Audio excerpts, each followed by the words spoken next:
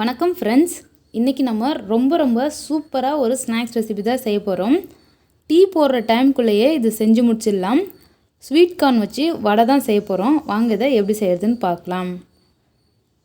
நான் 2 medium size corn எடுத்து உரித்து வச்சுருக்கேன். ஃப்ரெஷ்ஷான கார்ன் தான் இது, வேக வச்சது இல்லை. இதை நம்ம ஒரு மிக்ஸி ஜாரில் மாற்றி ஒன்று பாதியமாக அரைச்சி எடுத்துக்கலாம். இப்போ நான் வடைக்கு தேவையான அளவுக்கு அரைச்சி எடுத்துட்டேன். பாருங்கள், 1-2 முழு கான் இருந்தாலும் பரவாயில்ல, இது மாதிரி நல்லா கொரன்னு அரைச்சி எடுத்துக்கணும். இப்போ இதில் தேவையான பொருள் சேர்த்துடலாம். கொஞ்சமாக இஞ்சி துண்டு எடுத்து அதை பொடியாக கட் பண்ணி வச்சுருக்கேன். ஒரு வெங்காயம் பொடியை கட் பண்ணியிருக்கேன். கொஞ்சம் பச்சை மிளகாய், கருவேப்பிலை, கொத்தமல்லி எடுத்துருக்கேன். இது எல்லாமே ஒன்றா சேர்த்துக்கலாம்.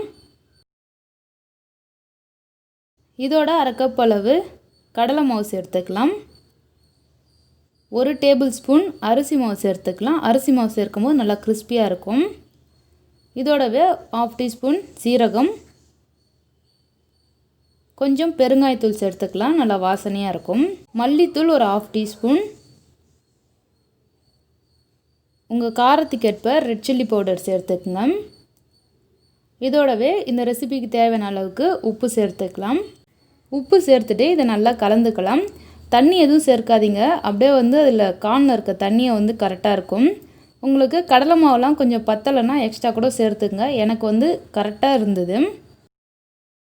மாவு பாருங்கள், இந்த அளவுக்கு திக்காக இருக்கணும். நம்ம கடலைப்பருப்பு வடைக்கலாம் மாவு எப்படி இருக்குமோ அந்த அளவுக்கு இருந்தால் போதும்.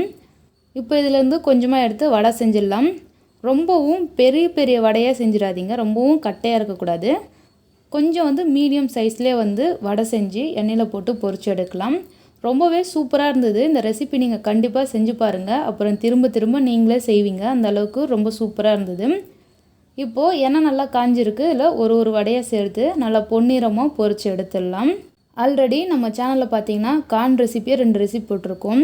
வெஜிடபிள் கார்ன் சூப் எப்படி செய்கிறதுன்னு போட்டிருக்கோம். அது மட்டும் இல்லை, 3 டைப்ஸ் ஆஃப் கார்ன் ரெசிபின்னு சொல்லி இன்னொரு வீடியோவும் போட்டிருக்கோம். இது வரைக்கும் நீங்கள் அந்த வீடியோ பார்க்கலன்னா இந்த வீடியோட எண்டில் தரேன், அதையும் செக் பண்ணி பாருங்கள். நார்மலாக நம்ம வடை செய்கிறதுக்கு பயிர் ஊற வைக்கணும், அரைக்கணும்னு சொல்லிட்டு நிறைய வேலை இருக்கும்.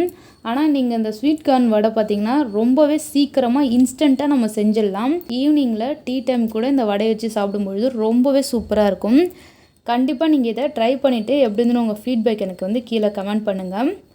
இப்போ இந்த வடை பார்த்திங்கன்னா நல்லா கிறிஸ்பியாக ரெடி ஆகிடுச்சு. இதை வெளியே எடுத்துடலாம். அவ்வளவுதான், ரொம்பவே சூப்பரான ஸ்வீட் கார்ன் வடை ரெசிபி ரெடி ஆகிடுச்சு. கண்டிப்பாக நீங்கள் இதை ட்ரை பண்ணிவிட்டு எப்படி இருந்துன்னு உங்கள் ஃபீட்பேக் எனக்கு கமெண்ட் பண்ணுங்கள். இந்த வீடியோ பிடிச்சிருந்துன்னா லைக் பண்ணுங்கள், ஷேர் பண்ணுங்கள். இது வரைக்கும் நம்ம சேனலை சப்ஸ்கிரைப் பண்ணலன்னா சப்ஸ்கிரைப் பண்ணிக்கோங்க. தேங்க்யூ ஃபார் வாட்சிங்.